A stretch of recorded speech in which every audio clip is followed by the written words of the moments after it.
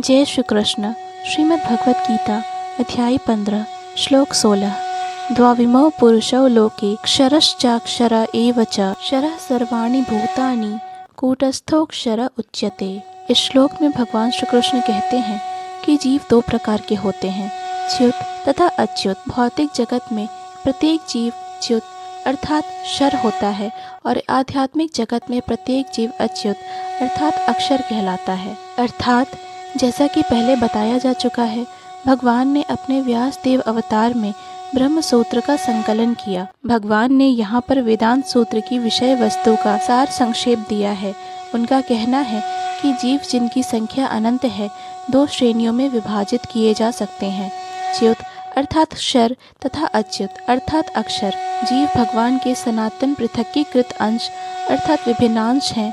जब उनका संसर्ग भौतिक जगत से होता है तो वे जीवभूत कहलाते हैं। यहाँ पर क्षरः सर्वाणि भूतानि पद प्रयुक्त हुआ है, जिसका अर्थ है कि जीव च्युत है।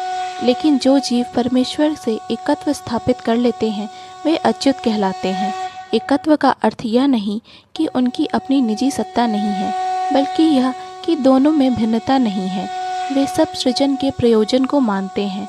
निसंदेह आध्यात्मिक जगत में सृजन जैसी कोई वस्तु नहीं है, लेकिन चूंकि जैसा कि वेदांत सूत्र में कहा गया है, भगवान समस्त उद्भवों के स्रोत हैं, अतएव यहाँ पर इस विचारधारा की व्याख्या की गई है। भगवान श्री कृष्ण के कथनानुसार जीवों की दो श्रेणियां हैं। वेदों में इसके प्रमाण मिलते हैं, अतएव इसमें संदेह करने का प्रश्न ही नहीं उठता। इस संसार में संघर्षरत सारे जीव मन तथा 5 इंद्रियों से युक्त शरीर वाले हैं, जो परिवर्तनशील हैं।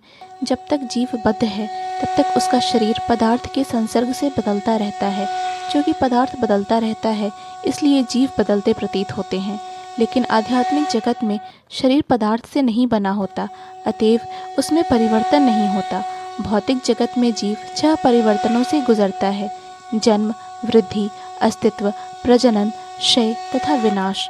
ये भौतिक शरीर के परिवर्तन हैं। लेकिन आध्यात्मिक जगत में शरीर परिवर्तित नहीं होता। वहाँ न जरा है, न जन्म, न मृत्यु।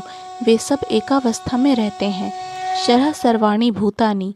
जो भी जीव आदि जीव ब्रह्मा से लेकर शूद्र चींटी तक भौतिक प्रकृति के संसर्ग में आता है, वह अपना शरीर बदलता है। अतएव ये सब क्षर हैं, किंतु आध्यात्मिक जगत में वे मुक्त जीव सदा एकावस्था में रहते हैं।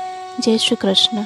पूर्ण भगवत गीता के श्लोकों को सुनने और समझने के लिए कृपया इस चैनल को सब्सक्राइब करें। वीडियो पसंद आया हो तो लाइक और शेयर करें।